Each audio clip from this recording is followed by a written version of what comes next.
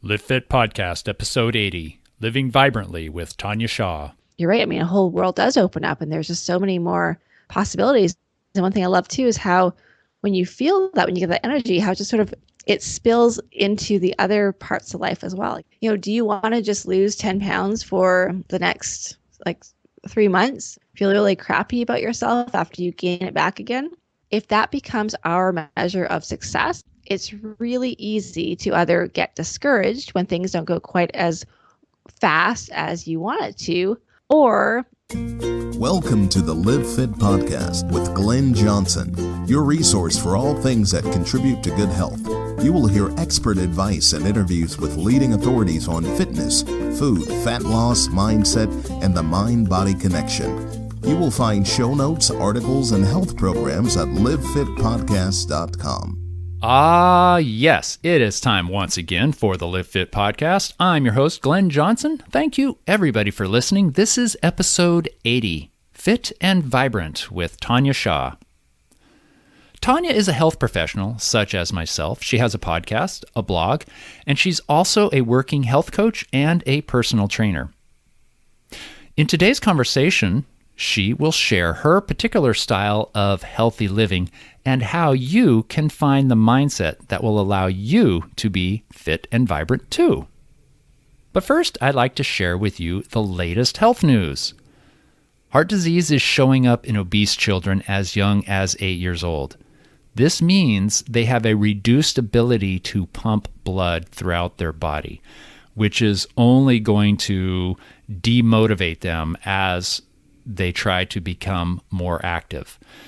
They're already probably not very active, so they may not even notice it, but to get them off that couch and even to take a walk around the block is going to be much more difficult when they have a heart problem. 8 years old, think about that. Why is an 8-year-old obese? I'll let you think about that one. A bigger problem is that if they have a heart problem now when they're 8 or 9 or 10 even, it's only going to get worse. They could change their ways and they could certainly get moving and increase their health and fitness, and they could certainly reverse it. But if they don't, if they do nothing to improve their cardiovascular health or eliminate the obesity, they're going to be in a world of hurt by the time they're 20 years old. And for older folks, we all know walking is great, but they could really benefit by picking up the pace a little bit. A recent study found that increasing walking speed from 2 to 3 miles an hour decreased chances of cardiovascular disease by 50%. Now, walking at 2 miles an hour is a pretty casual stroll. That's like walking through the park, looking at the birds and the trees and the grass and maybe having a light conversation. But if you picked it up just a little bit, so you could still talk, but you could hear your breath, that would be probably about 3 miles an hour. And you're going to burn a lot more energy. You're going to increase the size of your mitochondria. You're going to increase the need for your muscles to be strong. You will feel a lot better, at least eventually. And this is a great recommendation for your cardiorespiratory system as well as your general vigor and vitality. And speaking of vigor, vigorous exercise is great for younger men to help reduce the risk of prostate cancer. Now, this goes with men who do not use tobacco. They have a healthy weight and a healthy BMI. They eat plenty of tomatoes, fatty fish, and not very much processed meats. If they exercise vigorously for several days a week, they will have a reduced risk of developing lethal prostate cancer by 68%. That's a pretty high number. So if you're already living pretty healthy and you go out and play a pickup game of basketball now and then, think of another way that you could throw in a vigorous workout into your week. 1, 2, 3 times would be best. But do the best you can. Just get vigorous enough so you're out of breath and you're sweating. It doesn't have to be a full hour of running. Just get your intensity up, your heart rate up. Hold it there for a while or several times, such as a basketball game would be a perfect example. But it can be done in a spin class, on a bike ride, on a run, even in the weight room. This is why I like to recommend high-intensity interval training, because it allows you to get your heart rate up, your breathing up, your entire system is up, but you don't have to hold it there for very long. 15, 20 seconds is really enough. Do that 4 or 5 times in a workout, you're golden. If you'd like to learn more about HIIT or high-intensity interval training, I suggest you check out episode 26 of the Live Fit podcast. All right, moving on with my last story. We all know that belly fat is bad, but do you know how bad it is? Check this out. It is so bad that even a person who has normal weight and a normal BMI, but they have central obesity, such as picture the man who has skinny legs and lean arms, but he has a firm, hard beer belly. That is visceral fat. That is fat that is underneath the abdominal muscles, and it's packed in around the internal organs. That is the most dangerous kind.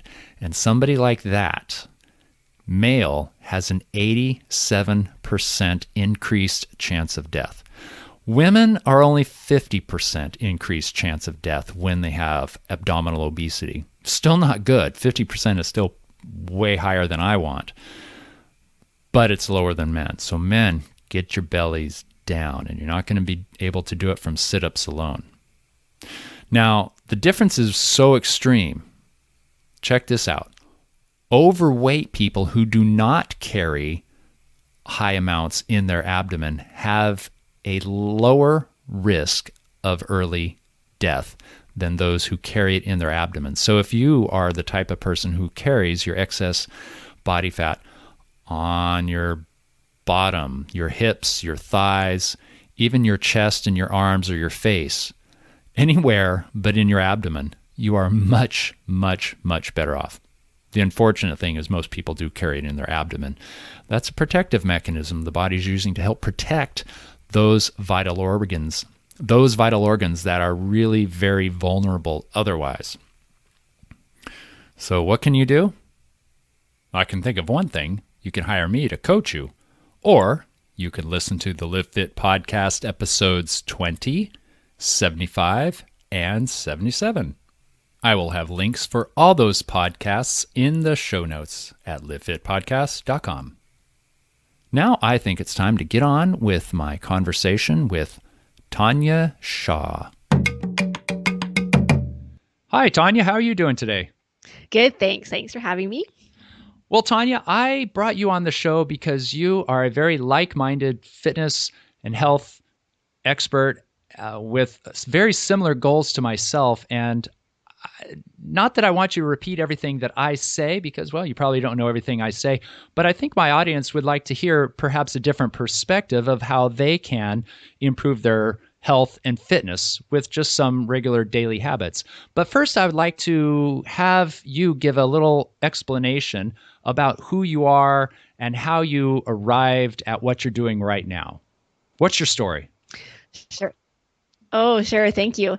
So my name is Tanja Shaw, and I started in the health and fitness journey in this industry really I would say in elementary school and high school, when I really developed a passion for exercise and for sports and for training for events. It was just a great way to connect with people. It was a focus. There was a challenge. It made me feel good. And I was also relatively good at school, like chemistry and all that. So I ended up doing my degree in kinesiology. A couple of years after I finished my degree, I started my own fitness coaching business. So as a personal trainer, kinesiologist in my hometown of Chilliwack. And I really spent the next many years of my life. I mean, that was 2007 I started. So we're looking at 9 years now. Can't believe it's 2016 already. Wow. And just working with men and women mostly because they wanted to lose weight. And at that point, I had a very conventional way of doing it, which is what you're taught in school. Let's look at the diet, let's look at the exercise, let's tweak these things to, get the body to shed some body fat, build up some muscle. But I also realized there was such a missing piece. And there were some people who would, they would do the exercise, they would do the nutrition, they would start to feel a lot better. And then they would just run with it. Like it changed their life. Their life improved in so many different ways. They were energetic, they were empowered, they were confident. And then there was other people who just really struggled. So they would be okay, while they were on plan and everything was just humming along great. But then they would have these epic fails. And I call it fails because they just stop trying altogether, because I don't really think that you can fail unless you stop trying. I remind myself of that all the time. I agree. And sorry? I totally agree. Fail forward. Go ahead and fail. Use it as a learning tool. Trial and error, the scientific method. It's great, but you're only a failure when you stop. Absolutely. And I've had my own big lessons in that as well, in terms of especially business and different avenues of my life. But there was just something missing. So there was just so much more to fitness and health and looking at the whole person, rather than just these diet plans and these exercise plans and working 3 times a week and following, this plan to really get the life that people wanted. And for a lot of people, even when they did lose the weight or they felt, their health improved, they still something was still missing. And like I said, a lot of people would also, do really well for a while and then fall off track altogether. And my passion and purpose was really just to get into people to, look at health and fitness as a vehicle and something that's necessary to enjoy their life, rather than just always thinking that I'll be happy, when I lose these 10 pounds, or I'll be, I need to get to this certain size, or I need to, lose weight because of these reasons. But just realizing that that's the purpose of health and fitness, is just really to go out and enjoy life. And sometimes we missed out on that because we're so focused on getting caught up in our own heads with not being happy with ourselves, or thinking that we should look a certain way, or being frustrated with our progress, where it's just a lot of wasted life energy. I agree. So so that's sort of where my philosophy has changed a fair bit, and just starting from this area of just trying to neutralize our relationship with food and exercise and find a more balanced, peaceful life. And that's why I've started the podcast and started my blog, and I've adopted and changed up the philosophies at my personal training studio. I have a studio here in Chilliwack as well, just to really help clients with those issues as well. Well, that's great. That's great. And that's one of the things I tell my clients when they're asking me the nitpicky details. I suggest that they just look at the big picture. And are you leading yourself to more happiness, or are you nitpicking every tiny little thing and not enjoying life at all? Because one reason I recommend people improve their health and fitness is so they can enjoy life more. I remember my parents were going on a cruise, I don't know, many years ago, 15 or so, and they were going to go to Norway, and they wanted, and every town is at sea level, and then a lot of the towns go up, and the castles were up on top of these huge elevation changes, cliffs essentially. So they knew if they wanted to get up there, they were going to have to walk. And they didn't feel that they were in appropriate shape at the time, but they really wanted to do it. So they started training, and they did it, and they had a great time. And they were so very thankful that they thought ahead and they planned to improve their fitness. And once they felt great, and once they saw the whole world open up to them like that, they kept it up. So it really is, I hate it when people want to lose weight for an event or a wedding or a reunion or something like that, because it's always very short-lived and superficial. But when you change your life and your lifestyle habits to do something like go on vacation or just to play with your kids or grandkids, that is more real, and that is your internal motivation that keeps people going for a longer period of time. Absolutely. And Glenn, one thing you said there was about how it was your parents, who all of a sudden found out how good it felt. I think that's really powerful as well, because we don't always know how good it feels to be fit and to eat well and to just have that energy and that vibrancy that we can have. And once you start to experience that, then it's like, you're right. I mean, a whole world does open up, and there's just so many more possibilities.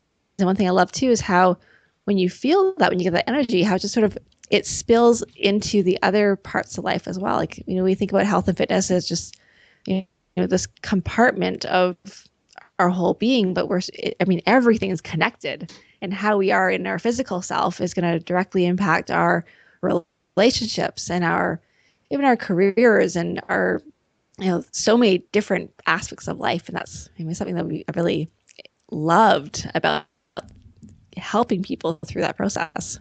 Well, I explain it another way too, with people who don't quite get it and they're still trying to exercise and diet for superficial appearance reasons, is I ask them if they've ever had a cold, and they're, whoa, yeah, of course, and the flu, that sort of thing. Think back to the last time you had a cold or flu. Remember that first moment when you started feeling better. The cold or the flu broke and you're on your way to improvement and you felt better, and it felt amazing. It felt magical. It's like, oh my God, normal feels so wonderful. And it's amazing how good can feel. And that's how it feels when you're fit and healthy. Good feels good. And if you haven't felt that a long time, you don't remember. Yeah. And it's really challenging. Actually, speaking of that, one of my analogies too is like having kids or having an animal, like a pet. And before you have them, like you can think about all the, if I have kids, we have to like think about childcare. You can think about all the logistical things. Right. And so similar when it comes to health and fitness, like you think about, now I have to schedule in workouts. Now I have to, change my eating plans. But you don't, until you have that child or that pet. I don't know if I could. I have a dog and I have a son, so I'll legitimately say it's okay for me to compare children and pets. I agree. You don't know that joy that you have until you actually have them. And I think it's the same too with health and fitness, is that you can't experience how good it feels until you actually get there. I agree. And it can be uncomfortable at the beginning, and it does take some work to get the momentum going, but man, is it worth it. So how long have you been doing this, Tanya? I graduated university in 2004, and I started my own fitness coaching business in 2007. So 9 years doing that. And then I worked as a kinesiologist actually at a physio clinic for 2 years before that. So nice. A little bit of background there. Nice. Yeah. So I was looking at your website, and you have some really interesting articles. I wanted to read them all, but a couple that I thought would be most interesting to maybe discuss, that I found that would be most interesting for my audience to hear, is the myth about SMART goals and change your words, change your life. Those are two articles that really jumped out to me. So would you like to discuss either of those? Sure. And those are actually both really good ones to look at. I'll start with the myth about SMART goals. And I'm not going to discount SMART goals. I think SMART goals can be really, really effective as well. But here's the problem, is that people start to want to come to, like, they come to see me, they invest in a coaching program to improve their health and fitness. Often it is because they want to lose weight. Right. So one of the first questions, and you probably do this as well, is you find out, what their why is. Like, why do you want to lose weight? And you dive into that a little bit more. We also look at big picture stuff. So how does what's your purpose in life? Like, how do you want to show up in life? How do you want to present yourself? Like, these are big, big questions. Oh yeah. And also they're often not as easy to answer as it might seem, because people tend to have a superficial goal in life and then more of a deep drive that may not be even easily recognizable. Absolutely. And it's a lot easier just to say, I want to lose 10 pounds or to go on a diet plan than it is to say, why are you here on planet Earth? Like, what do you want to do here for? And not to say you need to know that right away and that's going to change, but we do look at like some really big picture things. But ultimately, what people want in life, it has nothing really to do with just the weight loss. And the motivation for losing weight isn't just about the weight loss. Right. But because weight is such, or body fat percentage, or especially, or measurements, let's just pick those three, because you could argue we're not going to step on the scale. We're just going to do body fat percentages because, the scale does not reflect body composition. And it can be like, this goal is neat, it's clean, it's clear. We can measure it. It's specific. Like, I want to lose 10 pounds by this date. It's realistic. Let's say 1 to 2 pounds a week. It makes sense. But it's also sometimes really uninspiring because now we're focusing on this outcome, which is the weight. And ultimately, we cannot control that number, and we cannot control even body fat percentages. We think we can, and we like to think we can, but there's so much that goes on in our lives and with hormones and different things that if that becomes our measure of success, it's really easy to either get discouraged when things don't go quite as fast as you want it to, or you become really, really excited because the weight is dropping, and that becomes a condition of, determining whether or not you're going to be successful or not. I don't think that it has to be just one or the other. I think it's okay to have, we want to have targets, and we want to be able to measure where we are compared to where we want to be so we can tweak things, but not getting so caught up with needing to lose, especially when it comes to weight loss, needing to lose a certain number of pounds by a certain amount of time.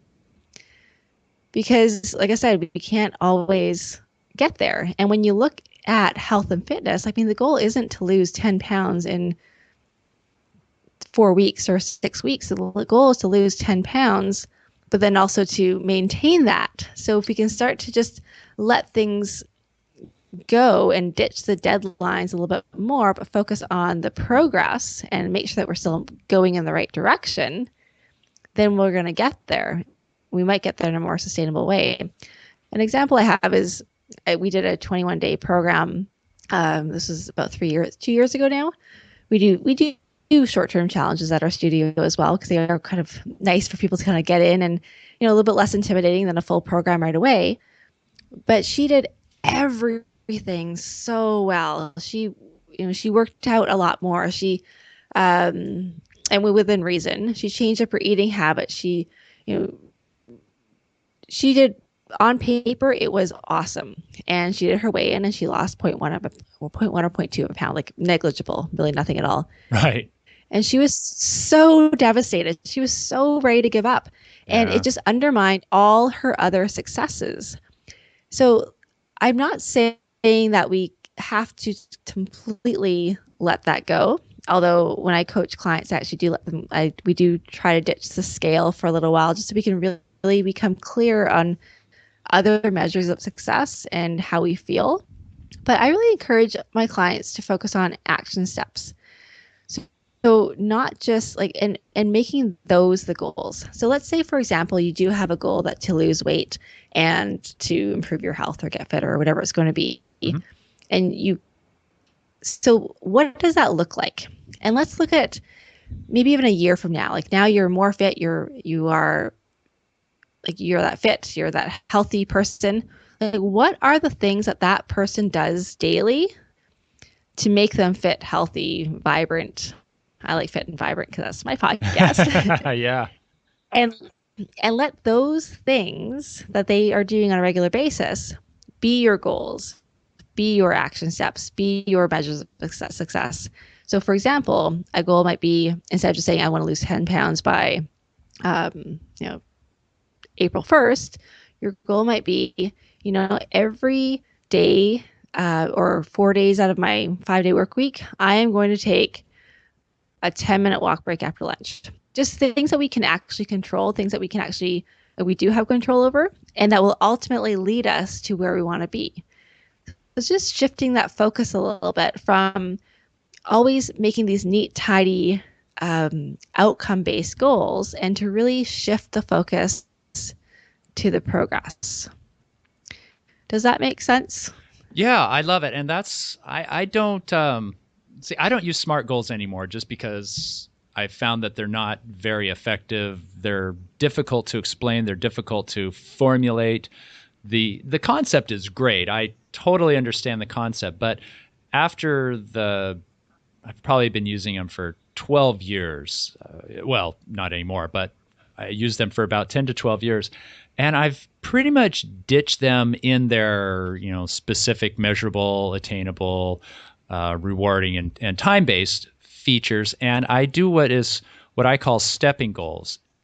And the stepping goal can either be a process goal, which is a lot what you were talking about, and that's what I encourage the most. But some people just can't get on board with that. So then they have a results goal, which could be a weight loss, but I like to break it down into steps. So if I were to want to lose 20 pounds, I might have my first step, and the first thing I focus on is 5 pounds. And then after that, I can check that off, and I have myself a little win, and I feel good and pat myself on the back.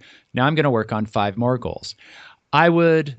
That would be acceptable with me for a client to do that. But what I would encourage them to do is make these goals more process oriented, which is what you were saying. And let's focus on not overeating and just really nail that until you get that nailed, and one thing at a time.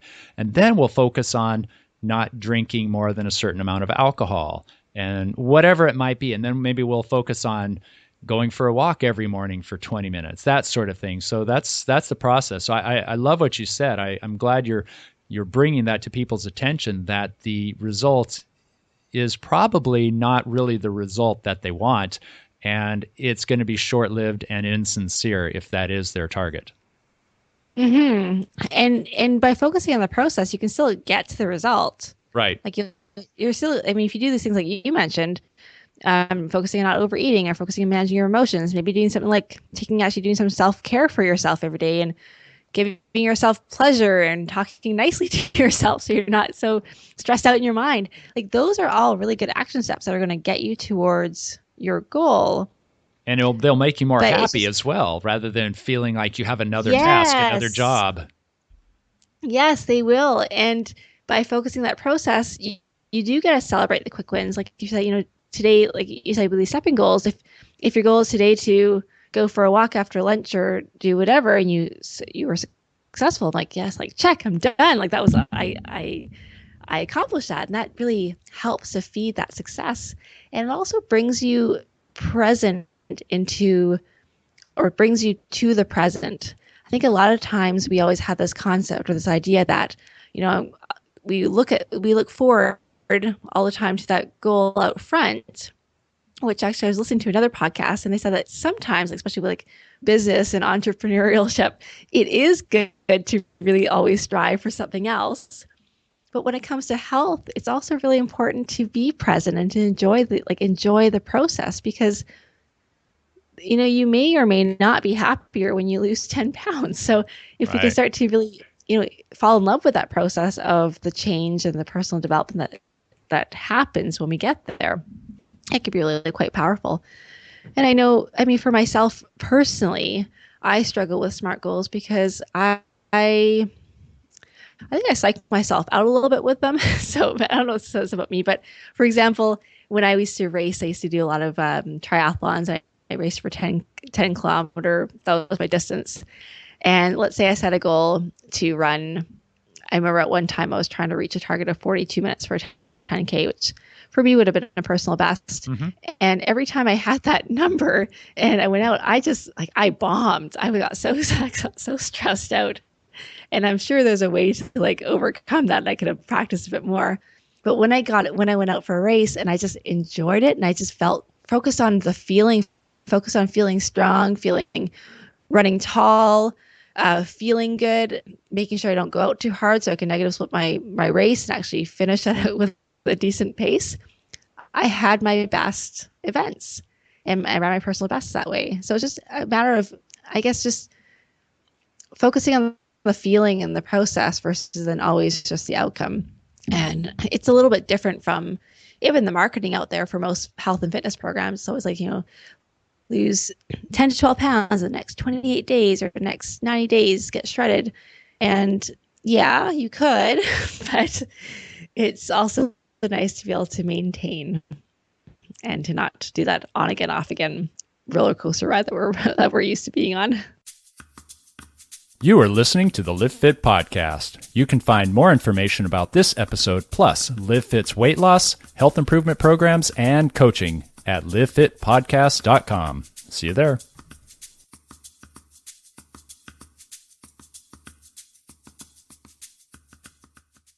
So, Tanya, how do you handle when a client is really not picking up what you're putting down about the process, of a goal, but they're just really dead set on losing 20 pounds. I got to lose 20 pounds. I got to lose 20 pounds. Yeah, whatever. Happy, health, whatever. It doesn't matter. I got to lose 20 pounds. How do you work with somebody like that? What do you say to kind of veer them in what you and I would both call the right direction? Yeah, good question. And like I said, there's nothing wrong with like wanting to lose 20 pounds, because some people do want to lose 20 pounds and they might know that they were just not taking care of their health for the last year and it's crept up on them, or they're eating too many cheeseburgers or stress levels gone up. And that's okay. And I think some people are really do have a more of a linear way of looking at goals as well. In my experience, men tend to be more kind of goal oriented in terms of like very structured, and women have more emotions that come along with everything as well, especially relationships to the scale and that sort of thing. So like I said, it's still okay, but regardless, there's still action steps that need to happen. So we just focus on that. If your goal is to lose 20 pounds, what does that look like? And how do we have to get there? And ultimately, no matter what, it's by taking action. So it's just putting the focus on that versus just the weight loss, and realizing like here is another a little bit going off topic, but maybe not so much. We tend to be so hard on ourselves when we don't achieve our weight loss goals or we don't lose weight as fast as we can. Like I remember one person, she lost, it was another diety plan that I did back in the day. And she lost 8 pounds in, I think it was 28 days was this plan. And she was so disappointed with herself because she didn't lose as much weight as she wanted to.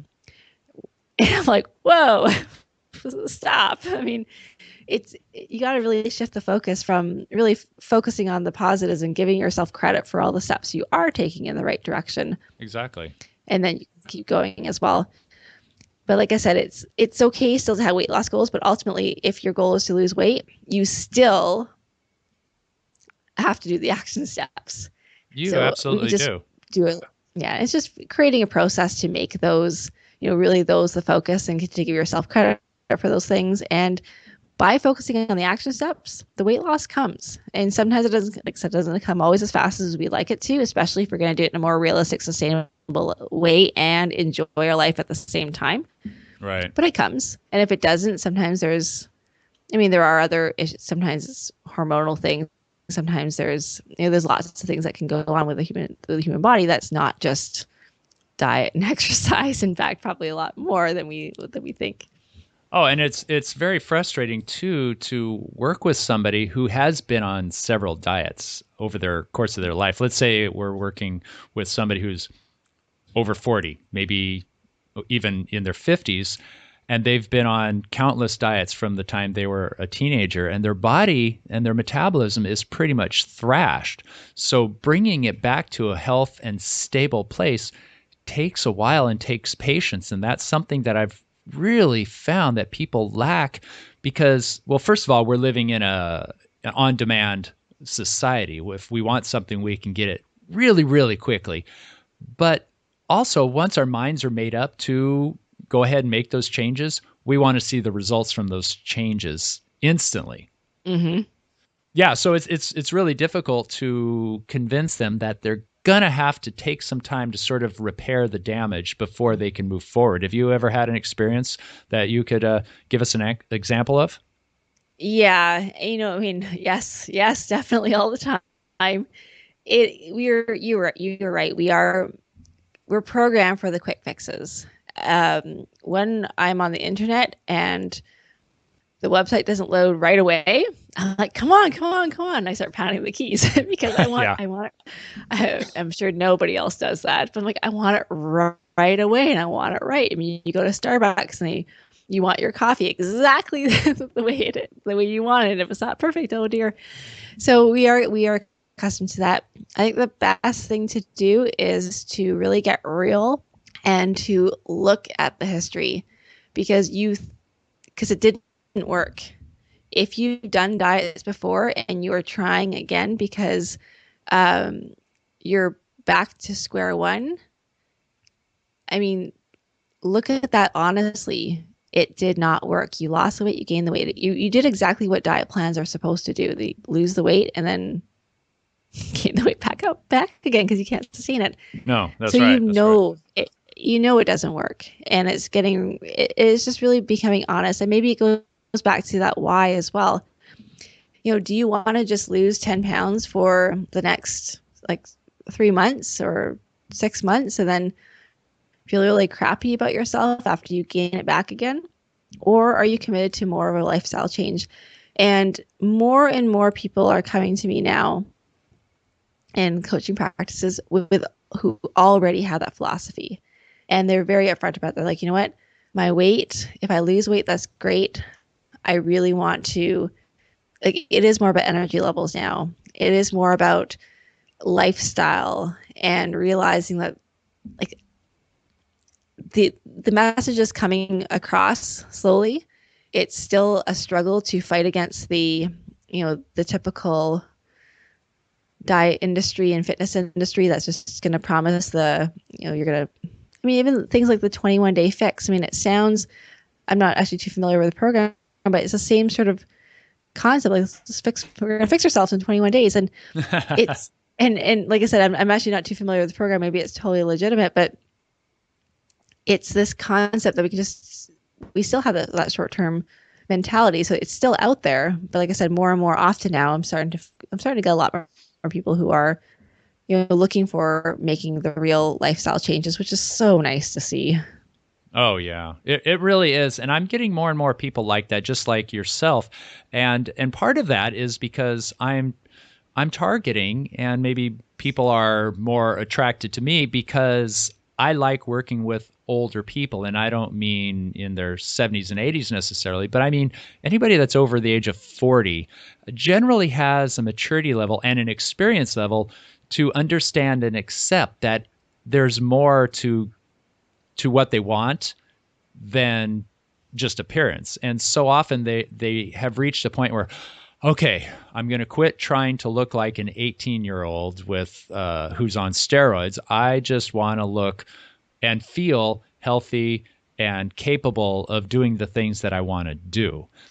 And I was speaking with a gentleman not too long ago. I interviewed him for episode 76. His name is Cliff Ravenscraft, and maybe you've heard of him. He's a professional podcaster, so he is very sedentary. He's had 30 different podcast shows, different shows altogether, and thousands, 3,300 episodes altogether. So a lot of people who listen to podcasts are familiar with him, but he's very sedentary by nature. And when he made the shift from being an insurance agent to being a podcaster, he had to build a business from scratch. And he spent 9 months working every single day on his business. And then he collapsed with a serious gallbladder problem, and they had to do an emergency surgery to take his gallbladder out, or else he would have died very shortly.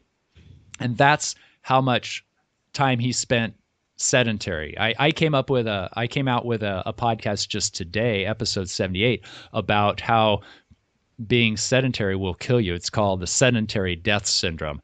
The main thing I wanted to bring up about Cliff Ravenscraft is that he had been on diets before, and he had been on little binges of exercising before. And I say binge because he would work out for a month or two and get really, see improvement, and then kind of drift back to his old ways. And it would start very innocently, like, oh, well, I can't go to the gym today because I have an appointment, or whatever it is. Something stops him from going when he was going to go, and then one day leads to another. And next thing you know, it's been 3 months since he's worked out. So what happened about a year and a half ago? What do you think he did? What changed it all? What made the difference between him being an on again, off again, losing health and fitness to just now being a very positive role model. He's been doing this for a year and a half. He's looking great. He's feeling above the world. And what do you think changed? What do you think made the change?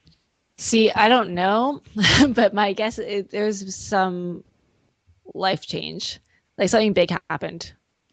That would be my guess. Well, the big thing that happened, well, no, you're not quite right. Exactly. But it makes a lot of sense because oftentimes something big happens, like a doctor says, you're going to die if you don't make these changes, or you go into surgery for an emergency gallbladder removal. But you know what happened here? He made up his mind. He changed his mind. He just changed his focus from trying to squeak by with his youth body and doing all the things he wanted to do to accepting the fact that he's going to have to exercise 6 days a week, 45 minutes at a time, at a certain vigorousness to bring on a good amount of sweat and bring up his heart rate. So he accepted what he needed to do, and still 45 to 60 minutes a day out of a week. That's only, let's say, 6 hours out of whatever 100 and some odd hours in the week. That's still not that much time. Mm-hmm. That's interesting. Yeah, and thank you for saying that I was wrong so delicately. You're not quite right. Not quite. No, you made a good point, and that works with some people, but with him, that wasn't exactly the case. But at the same time, though, was there like he just was like just woke up one day? Like, was there usually there's some sort of, I call it the aha moment, and actually we're recording this episode now, and the one that I just recorded is coming out next week. So whatever, I think it's episode 35, is about the moment of clarity, the moment of awakening, or rock bottom, which is kind of essentially like that turning point and what to do and how it feels when you're there. But there wasn't anything like some sort of trigger, like just randomly going for a walk and like, oh my gosh. There were actually several triggers and several clues, and he was kind of gathering these things up and building them until they reached a breaking point. And you are right about I guess that I call it the moment of clarity or the aha moment. It's not necessarily huge, but there's things that just happen, or signs, and then the timing is right and you're open to it, because a lot of times we don't change because we're just resisting it. Like, everything we need is out there. It's just that we're just stopping ourselves. So when you can open up and let that go, it's quite interesting what can happen. I tell my kids, especially my son, he's currently going through a phase. He's 8, by the way. He's going through a phase, and it's not unusual that he wants what he wants, and he wants it now. And what we want him to do is way down the list below what he wants to do. So we can say, go upstairs and brush your teeth, and then next thing you know, he's playing on the floor in his bedroom, hasn't brushed his teeth because on the way up the stairs, he decided he wanted to play. But what I'm telling him is the people that succeed in life are the people that do what needs to be done, not what they want to do. And that's very true. And I've had to say things like that to clients before when they're just kind of being stubborn and childish. I say, look, you just got to stop being a baby. I don't necessarily always phrase it that way, but just grow up and do what needs to be done. You know what's right. You know what you need to do. If you want to have the body you told me you want to have, you're going to have to stop acting like a child. Yeah, and taking that responsibility, which is huge. Yeah. Personal responsibility is massive. So, yeah, it's sometimes you need a little bit of balance with that tough love. I mean, it's the way it is. It's important to be nurtured and to realize it's a process and everything, but sometimes you also just gotta do the work. And yes. And I care. I totally care about my clients, and I don't start off with the tough love. I will nurture, but sometimes they need it. And that leads me into another one of your blog posts that you had was change your words, change your life. And I think this is segueing into what that article is about pretty well. Can you fill us in? Yeah. And actually, I was just working with a client this morning, and we were talking about self-care. And one thing, she listens to my podcast, so she knows who I'm talking about here. Okay. She hates getting her hair cut and her hair dyed and everything. She has to. She does it every 6 weeks or so. And I think part of it is she's not really liking taking that much time for herself, which is a whole nother avenue. And she was telling me, she's like, I have to get my haircut this weekend or this Friday. And it was really this distaste for having to go get her haircut. And that's when you say things like, I have to, it implies that something is happening to you that you can't control and that you're completely powerless about. And it's very, I don't know, it takes away your power. So I have to go get groceries. I have to go to the gym. I have to plan my meals now. I have to record this podcast now. Heck no, I don't have to do any of this. But I'm living in a place, like we live in a place where we get to do all this amazing things. Like my client, I mean, the fact that she gets to spend 2 hours on a Friday doing her hair, I mean, really, we get to go to the grocery store and pick out foods that are going to nourish us and then pay for it and go home. I mean, if you're listening to a podcast, you have at least some technology available to you. We are so fortunate. I have to go to do a workout, or I get to do a workout. I mean, we have a body that we can move. Like, we are so lucky for that. We live in a place where we're wasting calories just picking up heavy things and putting them back down again for absolutely no reason, except for the fact that it feels good and it makes us, feel good and look good. I mean, where else in the world can you do that? So the words "I have to" they really kill our joy, and they quash any potential for really being grateful, for excited, for, or simply just enjoying the task. It's like this sense of drudgery. I have to go for a walk. Exactly. Yeah. Should is another one of those words. And Tony Robbins has a funny phrase about that. He's like, you're shoulding all over yourself. I like that. Don't should all over yourself. Don't should. Should is another one. I should lose weight. I should start working out. Yeah. I recommend saying I could or I want to. I could just gives you choice. It says I could go work out. And then now you're going to entertain the fact that you could go work out. But it doesn't make you think that you should. Or I want to. I want to is another nice one. And of course, another one is I can't. I can't eat that. I can't have that candy bar. I can't. Well, you can, but you're choosing not to because you are the one who's choosing. No one's forcing you to do anything. There's always that choice. So it's these three simple word swaps. They're small. I mean, there's like tiny little words. I have to I get to, I should, to I could, or I want to. And then finally, I can't, or I shouldn't is the other one. Right. To I choose not to. It's empowering, and it gives you the sense of, it puts you back in the driver's seat. And especially that I have to I get to, it just makes you feel so much more grateful for, the opportunities that we have. I mean, our health, you talk about health and everything. It's like, we can't take it for granted. We're given this gift, and we have things to offer the world. We have ourselves, we have and not even necessarily like in business, and but in relationships, we have so much to offer. Everybody does. Everyone has a story. Everyone has a connection. Everyone has something that they can offer the world, offer somebody else. And if we're not taking care of ourselves, I mean, we kind of have that responsibility to ourselves and to those around us.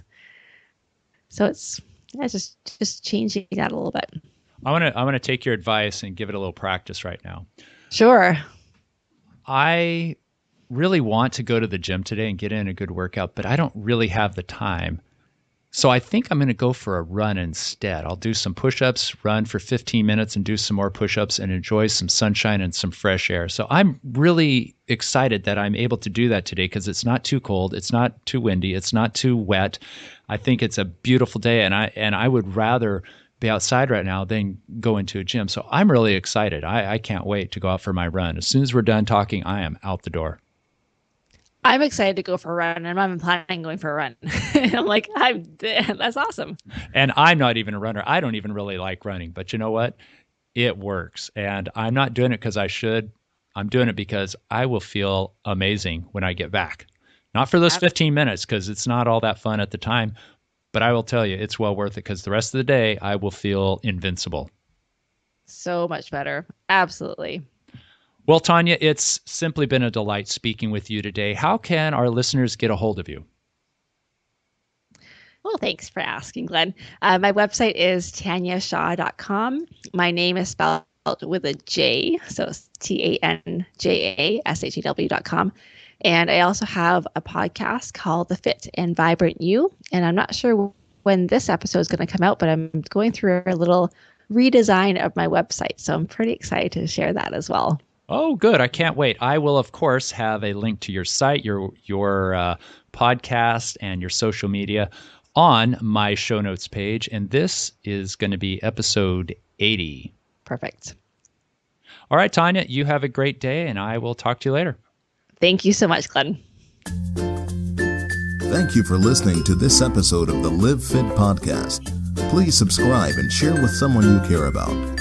Read show notes, articles, resources, and learn more about our weight management programs at livefitpodcast.com.